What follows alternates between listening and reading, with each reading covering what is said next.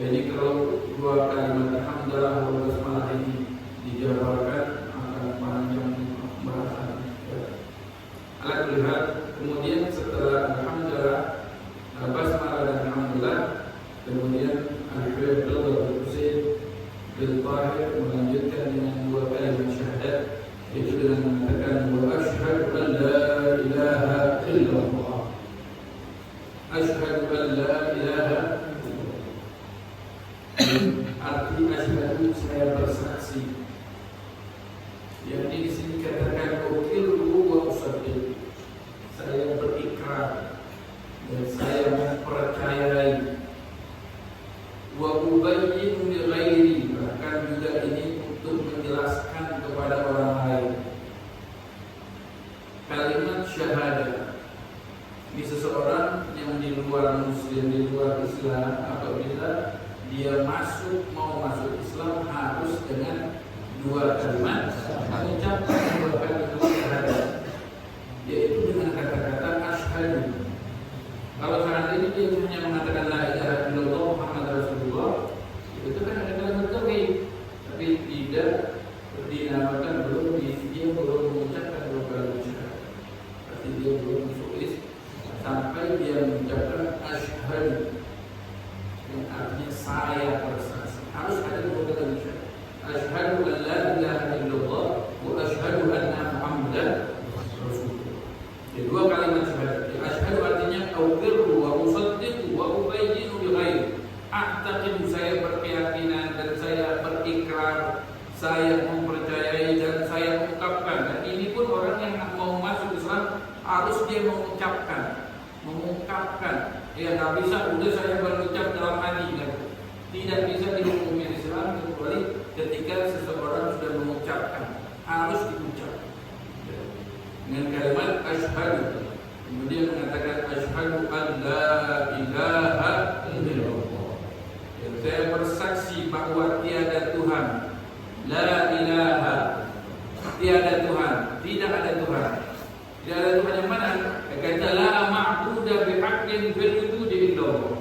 Arti dari kalimat la ilaha illallah ay la ma'budu bihaqqin fil wujudi illallah. Tidak ada sesembahan yang patut, yang paling benar di fil wujud, di alam semesta ini kecuali Allah. Karena sesembahan banyak. Ada orang yang menyembah batu, ada orang yang menyembah sapi, ada orang yang menyembah kayu. Banyak sesembahan, ya, banyak. Bahkan ada orang yang menyembah harta, ya, memperbudak dirinya dengan nafsunya, berarti itu ya la ma'budu bihaqqin, tidak ada sesembahan yang benar yang fil wujudi, di alam semesta ini kecuali Allah. La ma'budu bihaqqin fil wujudi illallah. Itu arti kalimat la ilaha illallah. Tidak ada Tuhan selain Allah. Kalau bahasa kalimat kata-katanya la ilaha, tidak ada Tuhan illallah kecuali Allah. Tuhan yang bagaimana? Tuhan yang berhak untuk disembah hanya Allah Subhanahu. Nah ini kita juga asyhadu an la, saya bersaksi bahwa tidak ada Tuhan yang patut disembah di alam semesta ini kecuali Allah. Itu makna daripada asyhadu an la ilaha illallah. Wahdahu ay munfaridan bi dzatihi wa sifatihi wa af'alihi la syarika lahu. Tidak ada sekutu bagi, tidak ada yang menandinginya, tidak ada yang menyerupainya. La syarika lahu wa la mithla lahu. Allah Subhanahu mengatakan laisa kamitslihi syai'. Tidak ada yang menyerupainya. Menyerupainya apalagi yang bersama dengannya, tidak ada sama sekali. La syarika, tidak ada sekutu bagi Allah Subhanahu wa ta'ala, tidak ada sekutu baginya, wahdah. Yes, Maha Esa, Maha Tunggal. Kalau Tuhan itu ada dua atau lebih, laukan nabihi ma'alihatan la fasadata. Kalau seandainya di langit dan di bumi ini ada dua Tuhan, hancur berantakan. Gak usah di alam semesta ini, seandainya di negara aja ada dua Tuhan, kayak ada dua presiden, hancur sudah. Yang ini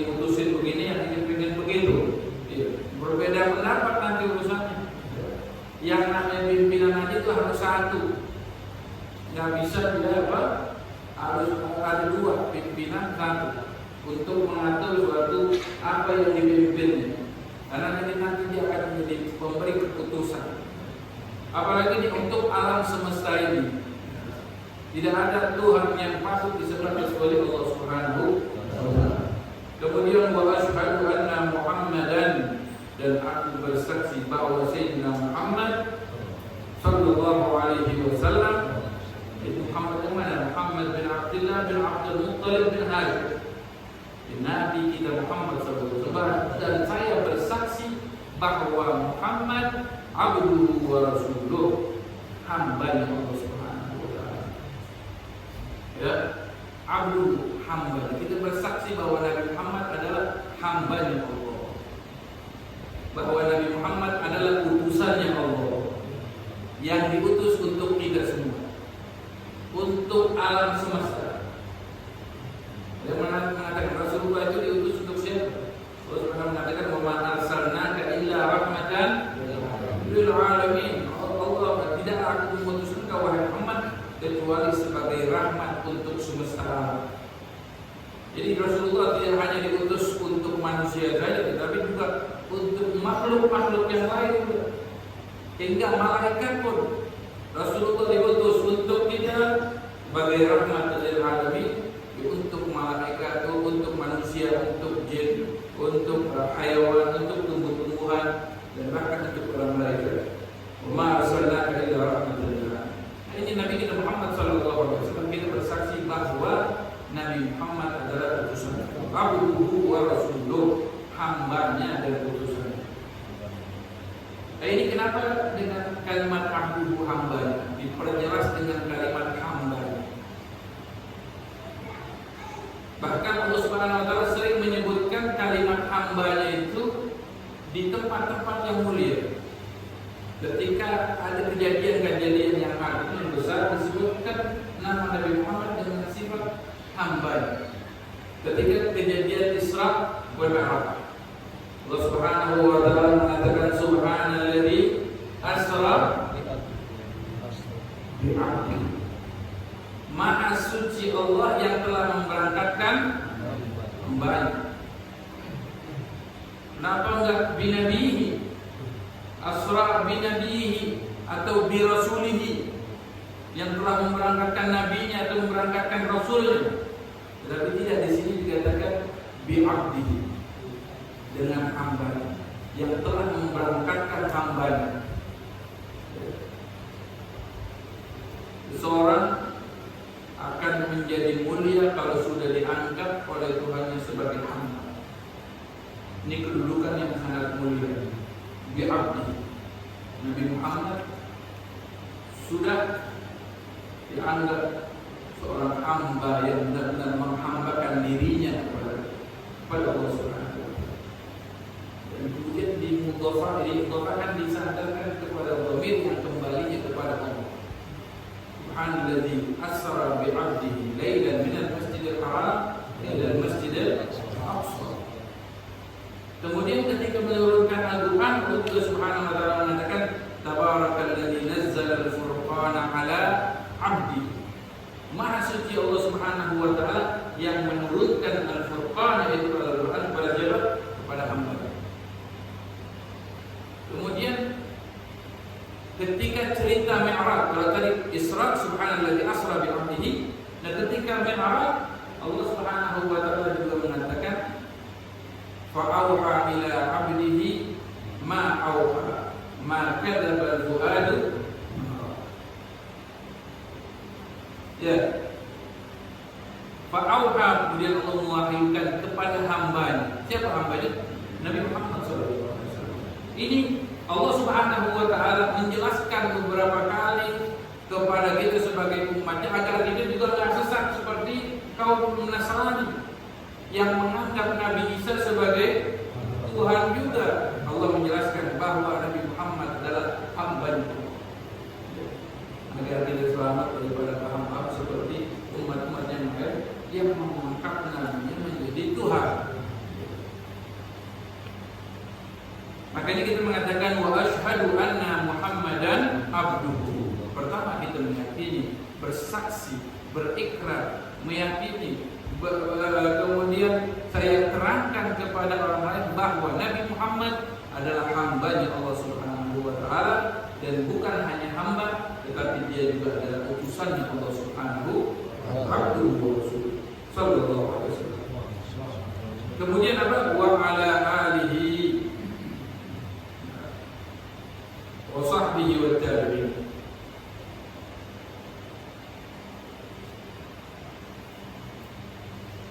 Wa ala alihi, dan juga ini salawat dan salam kepada Nabi Muhammad SAW, begitu juga kepada keluarganya dan serta setelah mengucapkan kalimat syahadat, kemudian dia mengatakan sallallahu alaihi wa ala alihi wa sahbihi wa sallam.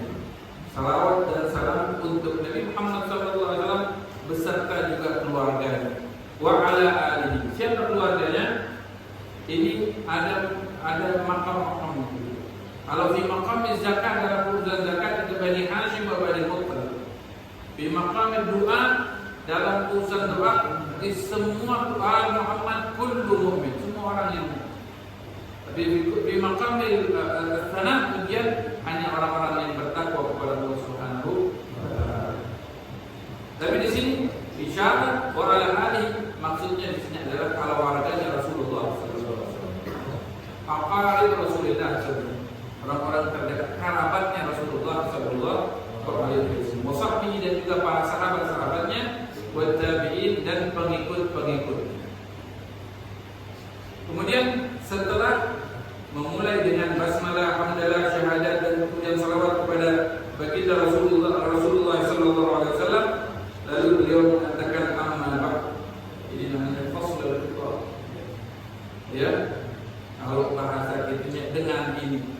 Setelah membuat ucapan kemudian beliau mengatakan dengan ini. Ya, untuk pindah omongan setelah pembukaan, lalu dia masuk kepada keterangan amarah. Jadi dikatakan pertama yang mengucapkan ini amarah ada banyak pendapat. Ada yang mengatakan Nabi Daud, dan dengan faslul khitab, dan ada juga yang mengatakan Abdul Muttalib dan yang lain-lain. Kata fahada juz'un latif, Malik mengatakan ini bagian kecil, yassarallahu ta'ala, yang Allah Subhanahu wa ta'ala mudahkan untuk ditulis, maksudnya dirangkum, fima yajibu ta'allumuhu wa ta'limuhu. Ini adalah buku kecil, ya, yang dimudahkan oleh Allah Subhanahu wa ta'ala, yang terangkum di dalamnya fima yajibu ta'allumuhu, yang wajib untuk dipelajarinya, wa ta'limuhu, dan diajarkan. Ini berarti semua yang ada di dalam wajib kita ketahui, wajib kita pelajari. Ini yang ada di dalam ilmu wajib. Ketika Rasulullah SAW mengatakan talabul ilmi fardhatun ala kulli muslim, menuntut ilmu itu adalah hal yang wajib bagi setiap muslim. Kita semua atau di semua ini harus menuntut ilmu, belajar, wajib hukumnya belajar. Ya, teman, belajar apa yang wajib? Apakah semua ilmu kita harus pelajari? Itu nggak mungkin. Ya, nggak mungkin kita nggak bisa belajar semua ilmu, semua bidang ilmu. Tetapi diterangkan oleh ulama, ilmu yang wajib kita pelajari adalah ilmu yang berkaitan dari apa saja yang wajib kita kerjakan. Contohnya, kita ini harus melaksanakan, wajib untuk melaksanakan sholat. Maka wajib bagi kita untuk mempelajari ilmu yang berkaitan dengan sholat. Harus tahu, harus ngerti rukun-rukunnya sholat, syarat-syaratnya sholat, kemudian yang mubtilatus sholat, ya, membatalkan sholat, itu harus wajib kita tahu, kita ngerti, kita belajar. Kemudian berkaitan dengan sholat, syurutus sholat, diantaranya adalah berwudu. Nah, ini kita wajib untuk belajar berwudu, istinja, dan semua satrul aurat. Ini semuanya ilmu wajib kita belajar. Kagak ada istilahnya alasan kagak tahu. ilmu wajib ini semua individu, semua muslim harus ngaji, harus paham, harus belajar, harus tahu cara sholat karena sholat wajib bagi kita. Masuk bulan Ramadan wajib kita berpuasa, maka wajib juga bagi kita untuk mempelajari yang berkaitan dengan puasa. Apa saja yang wajib kita kerjain, kita lakukan, maka wajib juga untuk belajar tentang hal tersebut. Biar kita mengerjainnya berdasarkan ilmu. Karena kalau seseorang melakukan suatu amalan, suatu pekerjaan tanpa dilandasi dengan ilmu, maka ada kemungkinan kerjaannya salah. Dan kalau sudah salah, kagak diterima oleh Allah Subhanahu wa taala. Saya tersebut mengatakan wa kullu man bighairi ilmin ya'malu amaluhu mardudatun la tuqbal. Setiap orang yang melakukan suatu amal tanpa dilandasi dengan ilmu, maka ilmunya, amalnya mardudatun la tuqbal. Ditolaknya bakalan diterima oleh Allah. Ya. Jadi kita harus tahu wudu, harus ngerti cara wudu, harus bisa membedakan arkanul wudu, yang wajib dalam berwudu dan yang sunnah bisa bedain. Harus itu. Ya. Kemudian apa aja yang membatalkan wudu harus ngerti. Karena tiap hari itu salat, maka tiap hari kita wudu juga. Kalau sudah wudunya kagak benar, sholatnya juga kagak bakalan benar. Otomatis karena syaratnya sholat adalah berwudu. Kalau wudunya kagak benar, kagak sah, salah, maka sholatnya tidak memenuhi syarat. Segala sesuatu yang enggak memenuhi syarat tidak akan diterima. Kalau sekarang gitu, kadang ada hadiah ataupun apa saja harus ada bintang. Memenuhi syarat dan ketentuan berlaku. Kalau enggak memenuhi syarat, enggak memenuhi ketentuan, dapat apa enggak itu hadiah? Kagak dapat. Nah, ada bintang syarat ketentuan berlaku. Untuk mendapatkan sesuatu harus memenuhi syarat dan ketentuan. Begitu juga sholat, kalau memang harus mau diterima, digunakan, harus memenuhi syarat-syarat dan ketentuannya.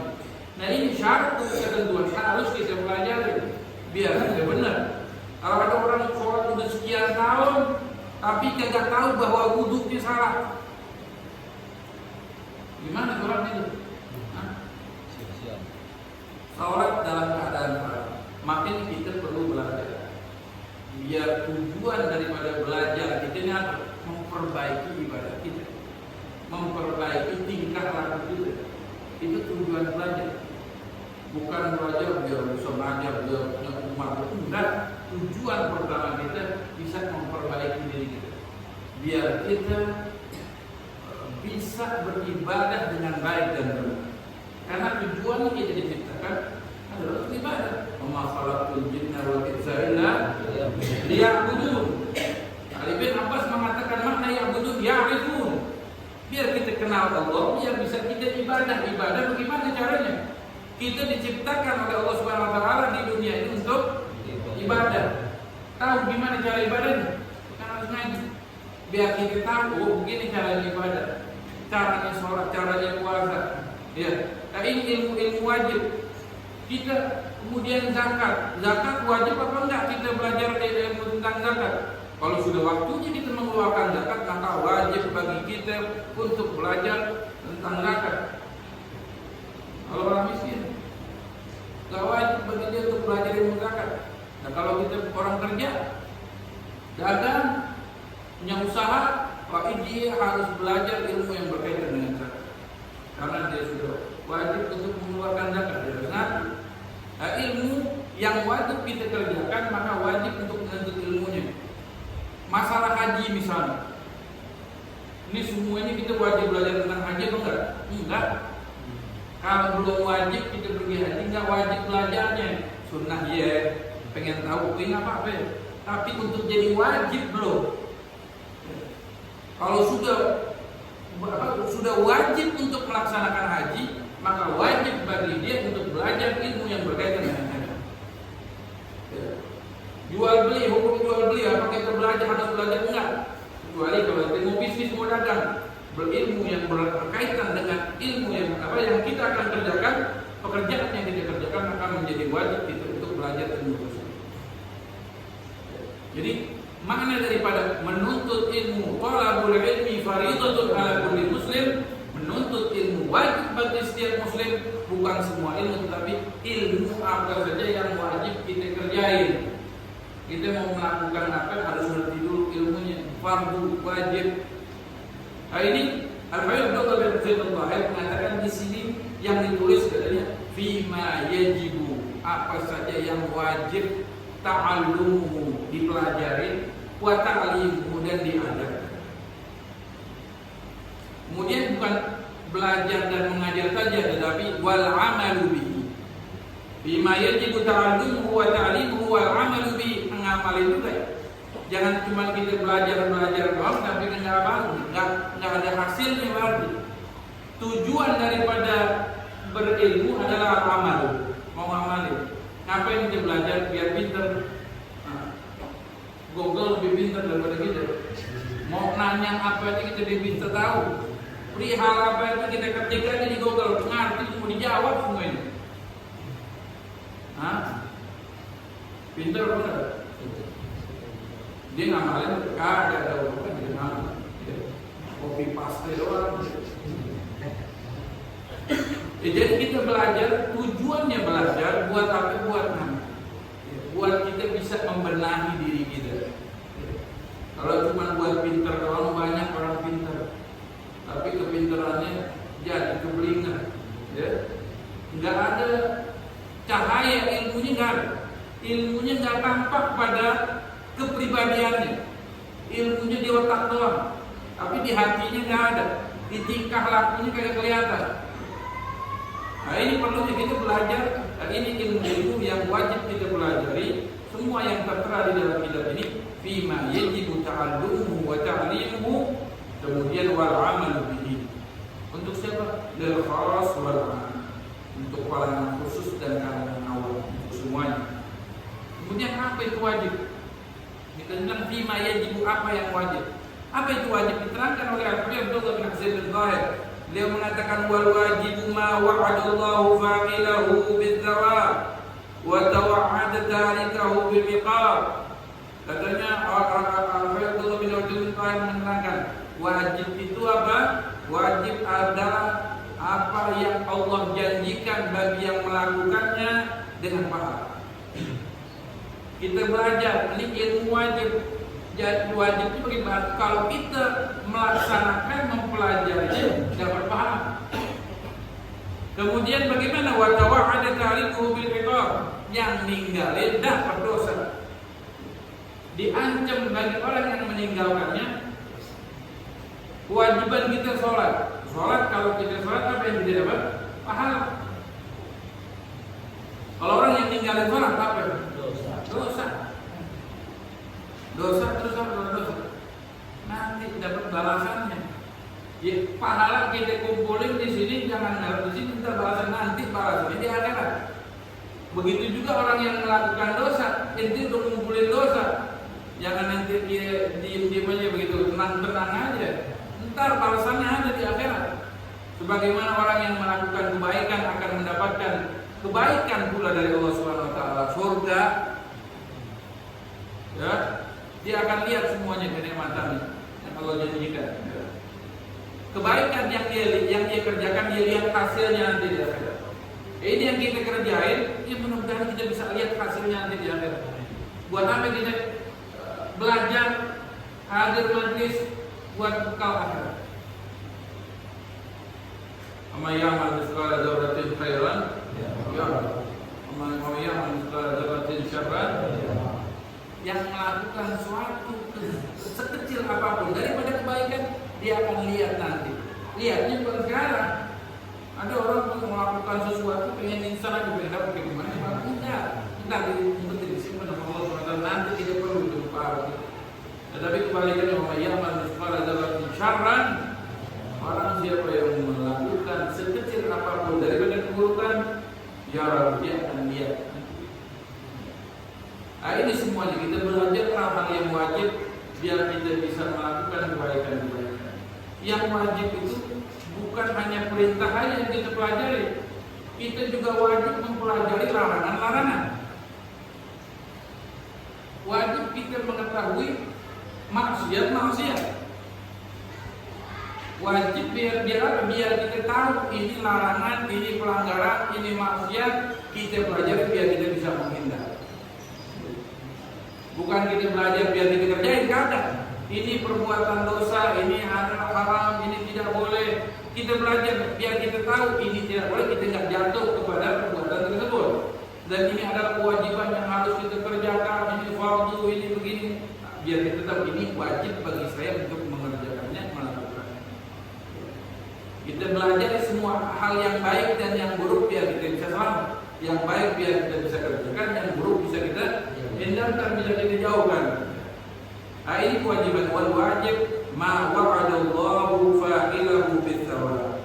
Kewajiban adalah yang Allah janjikan bagi pelakunya dengan pahala. Wa tawa'ada ta'liqahu bil iqab. Allah ancam bagi yang meninggalkan kewajiban dengan dosa. Ini kadang banyak orang dan tapi percaya. Ya. Islam, ya. Kalau ditanya KTP-nya apa tujuan agamanya? Islam. Sholat ada, puasa tidak pernah. Ya. Ini Islam KTP doang bukan namanya. Ini perlu kita kalau kita sesama Muslim harus saling cinta. Al-mu'min al-mu'minuna ikhwah, al-muslim al-muslim. Sebagaimana kita cinta sayang sama diri kita, maka kita pun harus sayang juga sama saudara-saudara kita. Orang-orang yang seperti itu, yang jauh dari kita perlu kita ajak. Yang kagak sholat kita ajak dia sholat. Ingat kita di dunia cuma sebentar, habis ini kita mati. Ya, jangan dikira kalau udah mati udah kelar aja urusan kagak. Orang yang udah mati udah selesai urusan di dunia jangan disanggap muda. Baru mulai akhiratnya itu, ya, masuk kubur. Kubur kalau kita lihat cuma lubang begitu aja. Ada lubang lantaknya orang diselipin di situ. Udah kelar? Enggak. Itu pintu pertama untuk menuju akhirat. Bisa jadi itu kuburan menjadi lubang neraka atau juga taman surga. Ini yang nentuin kuburan kita ya kita sendiri. Maunya gimana? Ya, kaplingnya udah disiapin masing-masing sendiri, masing-masing masuk lubang, pasti masuk kubur. Ya.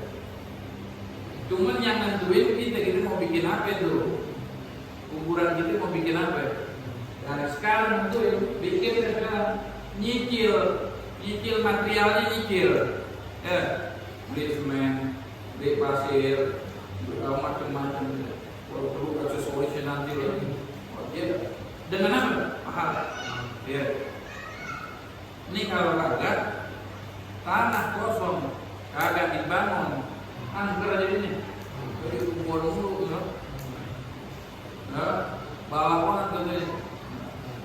Dalamnya bisa jadi ular di situ, macam-macam. Ya. Nauzubillahi. Jadi kita kalau emang sayang sama diri kita bikin di kuburan kita, bangun kuburan kita biar jadi taman surga.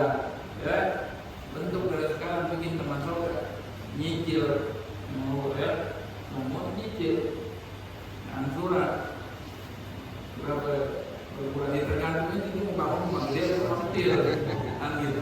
Maunya yang pelan-pelan ya. Bayarannya kalau mau yang gede, surga yang dia ya. Otomatis pahalanya harus banyak, saldo pahalanya harus banyak. Nah ini kita harus yakini bahwa kuburan itu kita bakal masuk kubur dan kita yang nentuin kuburan itu kita mau bangun apaan, mau surga apa neraka, itu baru kubur. Jadi ingat begitu perhatikan itu amalan yang kita kerjain, sholat kita, puasa kita, zakat kita, semuanya bukan untuk orang lain, buat diri kita. Ya buat bekal itu ada doa-doa yang akan terjadi berbekal sesungguhnya sebagai bekal dan kuat kepada Allah Subhanahu wa Ta'ala. Nah ini kita ingatkan bahwa kita hidup di dunia ini sementara, hidup di dunia untuk mempersiapkan bekal akhirat. Nah, cara bekalnya harus dengan ngaji, harus belajar, harus tahu cara cari bekal untuk akhirat. Pengen selamat di akhirat daripada api neraka harus ngaji. Nggak ada cara lainnya. Mau dengan kekayaan nggak bisa nyokong malaikat, nggak ada. Kalau mau boleh harta yang banyak buat nyokong malaikat, nggak bisa disokong malaikat. Nauzubillahi kalau dihal yang penting kita wajib tujuan kita belajar agar kita ngerti bagaimana bisa menuju kepada Allah, biar bisa mendapatkan kecintaan kepada Allah. Makanya ini kita namanya kita sulam taufik ila mahabbatillahi ala taqdi. Ini adalah tangga untuk menuju taufik agar bisa sampai kepada kecintaan kepada Allah, untuk bisa cinta kepada Allah dengan sebenar-benar, dengan sesungguhnya. Kemudian dikatakan wasammaituhu sunnat taufiq ila mahabbatillahi ala taqdi, dan aku beri nama kata beliau Abdullah bin Husain bin Tahir, kitab ini sunnat taufiq, ya, tangga taufik untuk menggapai kecintaan Allah dengan sebenar-benarnya. Ini kita pengen dapat kecintaan kepada Allah. Ya, kalau kita pengen dicinta sama orang ya kita kan harus pengen, kita harus berbuat baik dengannya, kita harus merayu, mengambil hatinya, itu akan dicinta. Saya harus berkelakuan baik. Yaitu dengan berusaha kita mendekatkan diri kita kepada orang tersebut, nah dia bakalan senang sama kita, cinta sama kita. Begitu juga kalau kita pengen mendapatkan kecintaan dengan Allah, ya harus dengan usaha. Jangan anggap-anggap terus pengen jadi wali, pengen dicinta yang mudah.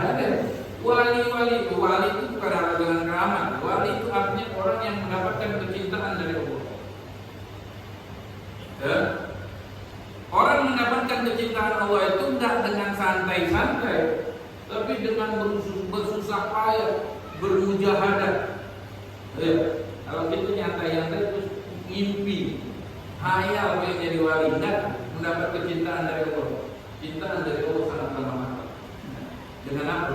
Harus dengan ilmu, amal, dan ikhlas. Ya. Mudah-mudahan kita mendapatkan kecintaan dari Allah. Amin. Dengan membaca kitab ini kita mendapatkan kecintaan dari Allah. Dicinta dan bisa mencintai Allah.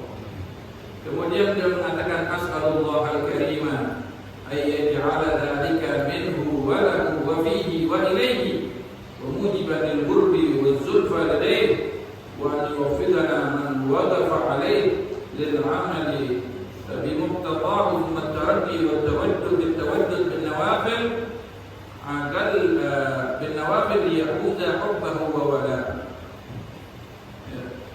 Kemudian beliau mengatakan wa as'alullah al-karim, aku memohon kepada Allah.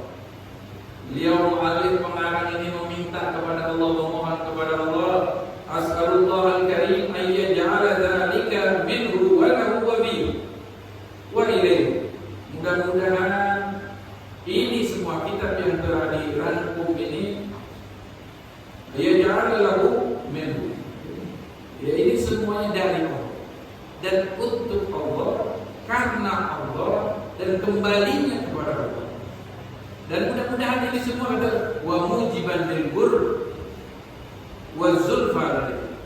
Mudah-mudahan kata pengarang ini, kata Allah bin Baik, ini menjadi penyebab, mujiban, penyebab apa lil gur, agar mendapatkan kedekatan kepada Allah, menjadi sebab bisa tambah dekat dengan Allah.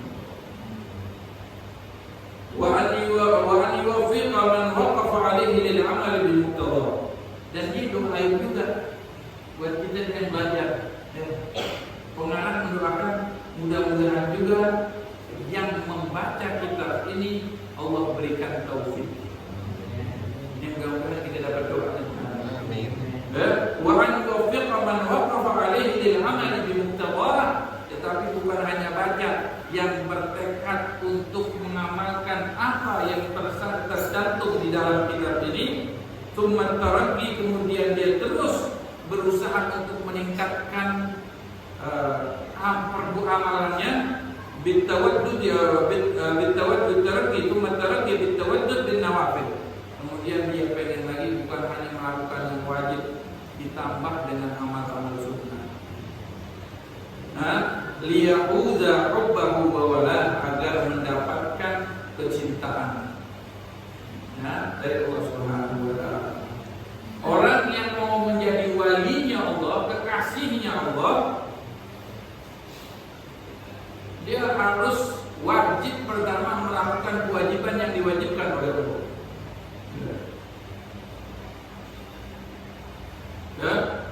Bagaimana hadis dalam hadis qudsi Allah Subhanahu wa taala mengatakan, tidak ada sesuatu yang dapat melaksanakan mendekatkan seorang hamba kepadaku kecuali dengan dia melakukan kewajiban. Wajib adalah yang fardu kita kerjakan untuk sampai dekat kepada Allah. Ya, biar sampai kepada Allah. Tapi kemudian ada lagi. Kata beliau mengatakan, wala yazalu 'abdi yataqarrabu ilayya bin nawafil. Masih ada hamba-hambaku yang pengen lebih dekat dengan Allah. Dengan apa? Dengan melaksanakan yang sunnah setelah yang fardu. Yang fardu dia kerjakan, yang wajib-wajib sudah dikerjain, terus melaksanakan yang sunnah. Yang sunnah dilakonin juga. Sampai kata hatta uhibbahu, sehingga aku cinta kepada Allah. Menyatakan cinta kepada Allah. Siapa yang dicinta sama Allah? Yang melakukan fardu kemudian menambah dengan amal sunnah. Kalau udah cinta bagaimana? Ada orang-orang yang melakukan ibadah, amal ibadahnya luar biasa.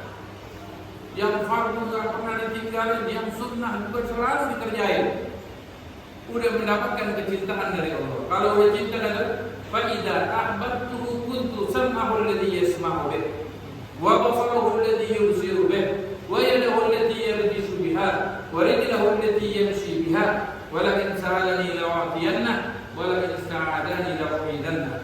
Katanya orang kalau sudah mendapatkan kecintaan dari Allah, katanya kuntu sam'ahu alladhi yasma'u bih, pendengarannya pendengaran Allah. Enggak terbatas. Pendengaran kita masih terbatas. Orang agak jauhan ngobrol juga udah nggak begitu. Jadi orang-orang yang cinta pendengarannya tidak terbatas. Wa basaruhu alladhi yubsiru bih, pandangannya pandangan Allah. Ini semua pendengarannya tidak dikerjakan, tidak pernah mendengar kemaksiatan, dosa, enggak dijaga sama Allah pendengarannya. Pandangannya pun begitu, enggak terbatas, dijaga untuk melihat pandangan-pandangan yang haram. Kemudian pandangannya pun tidak terbatas. Wa yadahu allati yabtishu biha, genggaman pegangan yang diridhoi oleh Allah. Bisa memberikan keberkahan. Wa rijluhu allati yamshi biha, langkah-langkahnya, langkah yang diridhoi oleh Allah. Ini kalau kita mendengar cerita-cerita para wali, orang-orang soleh itu kadang-kadang bisa menempuh jarak yang jauh dengan melangkah berapa langkah itu sudah sampai. Ini wali keramat, ya. Tapi dia bukan mencari keramat, hanya itu anugerah dari Allah ketika dia sudah melakukan kewajiban dan berusaha untuk menambah dengan amal sunnah. Kalau yang haram yang ngaku udah pasti ditinggalin tadi, ya, udah pasti. Kemudian apa?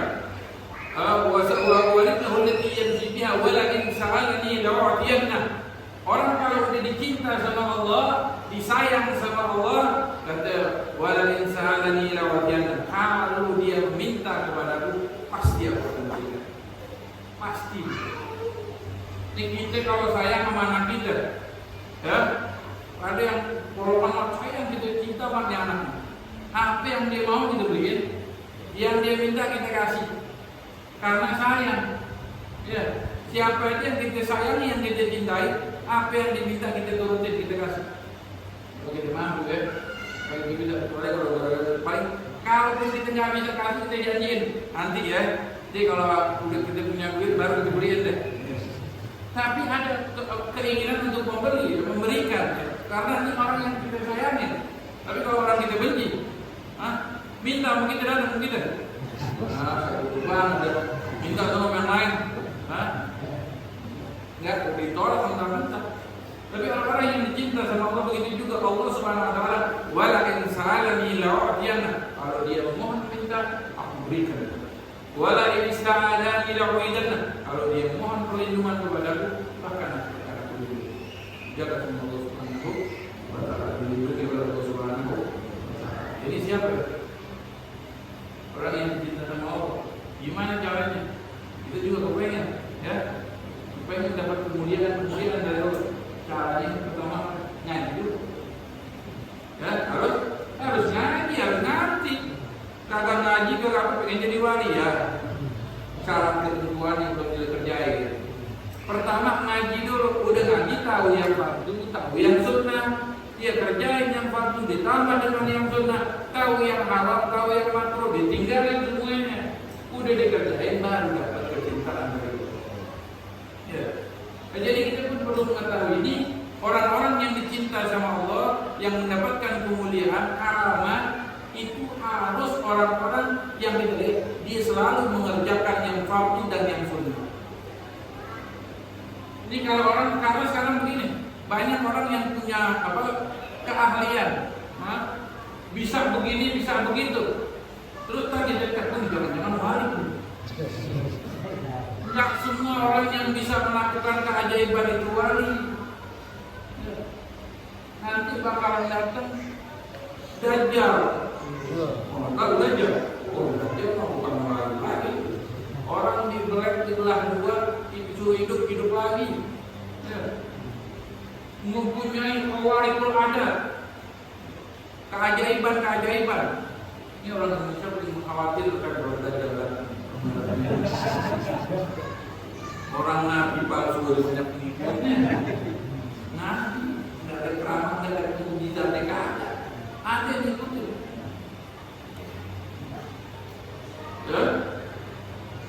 Jadi kalau itu kepada orang dia begini, dia begitu, lihat dulu, jangan asal dicap aja dia wali. Lihat dulu gimana amalannya, gimana ibadahnya, gimana sembahyang halal. Kalau dia sholat kagak, puasa kagak, terus bilang wali, ya jangan bilang mengecap bilang wali. Wali itu orang yang dicintai Allah, ada tanda-tandanya. Mungkin dia juga, mungkinnya anda bilang wali. Bisa jadi dukun itu mah, atau cuma bisa nebak-nebak uang ini begini, begitu.